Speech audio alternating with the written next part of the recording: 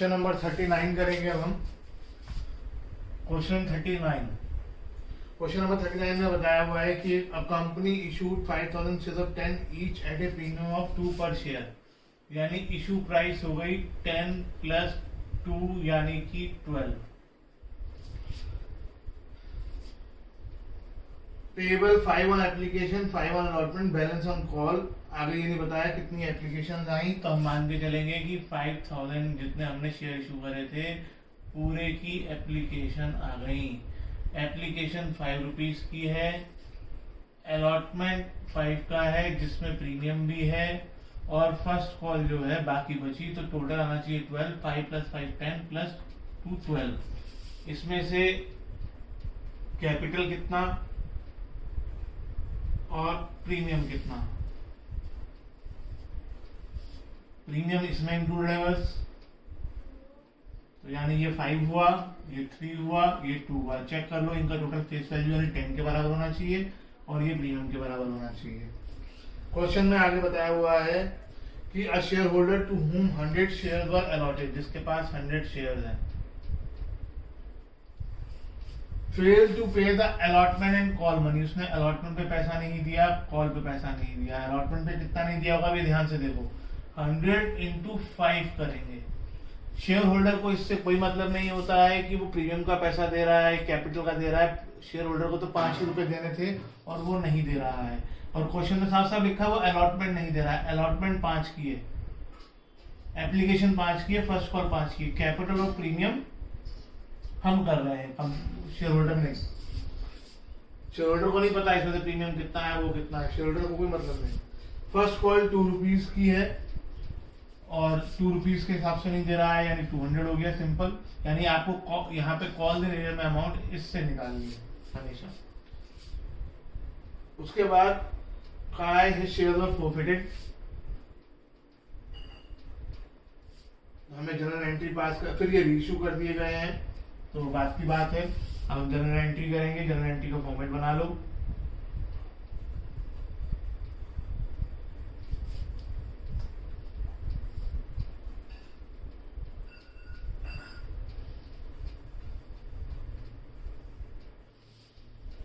सबसे पहले application, bank account debit to share application account. इसमें कुछ नया नहीं है, पहली 3 एंट्री कुछ नई नहीं है, पुरानी ही चल रही है, बल्कि लास्ट तक कुछ नया नहीं है। उसके बाद से जब फॉर फीचर में नया कुछ है। 5000 into 5 25,000, being application money received. फिर ये कैपिटल में ट्रांसफर हो जाएगा। Share application account debit to share capital account, ऊपर वाली एंट्री से ही अमाउंट आ जाएगी। Being application money transfer to share capital. फिर अलॉटमेंट ड्यू करेंगे, अलॉटमेंट पे प्रीमियम भी है। एक दो बच्चे ये चीज भूल जा रहे हैं,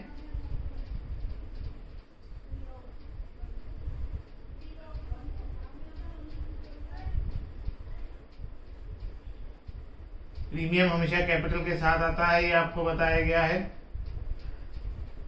और इस बात को याद रखें। अलॉटमेंट में 5000 इंटू 5, कैपिटल में 5000 इंटू 3 और प्रीमियम में 5000 into 2। Being allotment made due. अब जब हम पैसे रिसीव करेंगे तो क्या सब पैसे दे रहे हैं? नहीं। एक पर्सन है जिसके पास 100 शेयर हैं, वो आपको अलॉटमेंट पे पैसा नहीं दे रहा है, तो इसलिए कॉल्स इन एरियर्स आ जाएगा। Bank account debit, calls in arrears account debit to share allotment account. Share allotment में अमाउंट ऊपर वाली एंट्री से 25,000। अलॉटमेंट पे कितने पैसे नहीं आ रहे हैं? 500, और बाकी बची अमाउंट बैंक में। Being allotment money received except for 100 shares. अब ये फर्स्ट कॉल और ये एक ही कॉल है, इसलिए फाइनल कॉल हुई. First and final call account debit to share capital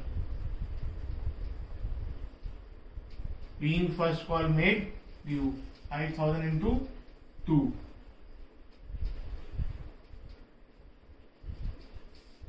उसके बाद रिसीव करोगे तो फिर एक जना ऐसा है जो पैसे नहीं दे रहा है.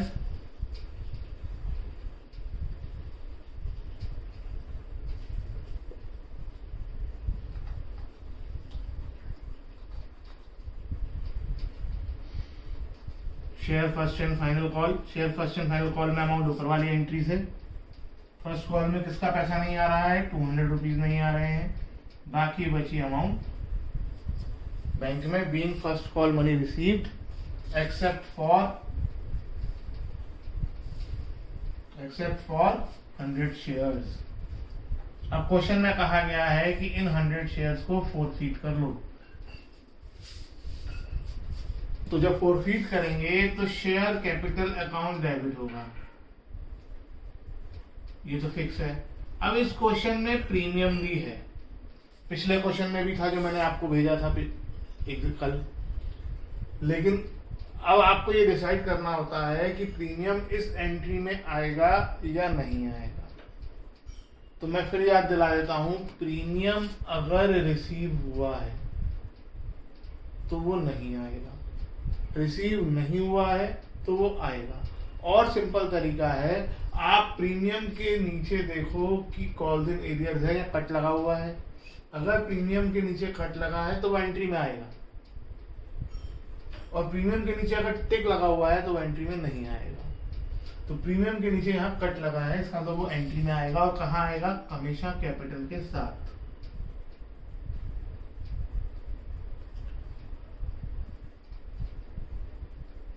और क्यों आया ये भी समझ लो.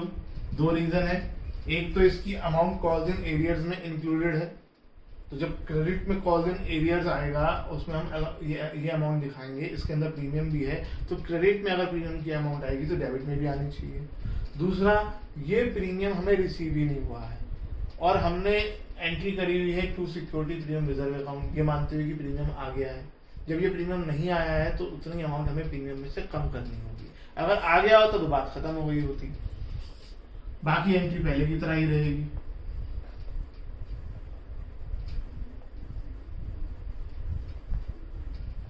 कल वाले क्वेश्चन में क्योंकि प्रीमियम आ गया था तो इसलिए एंट्री में सिक्योरिटी प्रीमियम रिजर्व का कोई इफेक्ट नहीं पड़ा. तो अब सिर्फ आपको फोरफीचर की एंट्री में अगर क्वेश्चन में प्रीमियम है तो ये बात और सोचनी है. कितने शेयर फोरफीट कर रहे हैं हम, 100. Being 100 shares forfeited. अब कैपिटल में यहां फोरफीट हुआ है और कैपिटल वाली अमाउंट जोड़ोगे, ये इंपॉर्टेंट है. कैपिटल में लिखने के लिए कैपिटल वाली अमाउंट जोड़ोगे जो कि आ गई 10, तो 100 into 10 1000.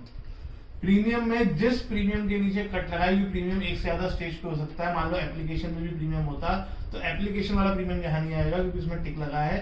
सिर्फ जिस पर प्रीमियम के नीचे कट लगा हुआ है वो वाला प्रीमियम यहाँ आएगा. 2 into 100 200. कॉल्स इन एरियर्स 500 यहाँ, 200 यहाँ, 700. फोरफीटेड शेयर्स में बैलेंसिंग फिगर 500 रुपीज. उसके बाद क्वेश्चन कह रहा है कि ये शेयर रीइश्यू कर दिए गए. बैंक अकाउंट डेबिट एक लाइन छोड़कर टू शेयर कैपिटल अकाउंट. अब क्या कितने शेयर इश्यू कर दिए गए, बीइंग 100 शेयर्स रीइश्यूड. क्या बताया हुआ है, these shares were reissued fully paid for 900.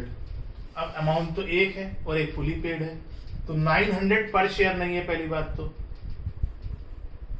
और फुली पेड तो फुल अमाउंट आएगी कैपिटल में और 900 आएगा बैंक में. फुल का मतलब हुआ फेस वैल्यू 10 नहीं, सॉरी 12 नहीं 10. फुल का मतलब कभी कैपिटल में कभी भी फेस वैल्यू से ज्यादा नहीं आ सकता, प्रीमियम की अमाउंट फेस वैल्यू में नहीं जाएगी। जब भी कैपिटल की बात करेंगे और फुल की बात करेंगे मतलब फेस वैल्यू जो कि है 10, तो कैपिटल में 100 इंटू 10, अमाउंट किधर काम आ रही है, डेबिट में, और डेबिट में क्या आता है, फोरफिटेड शेयर अकाउंट।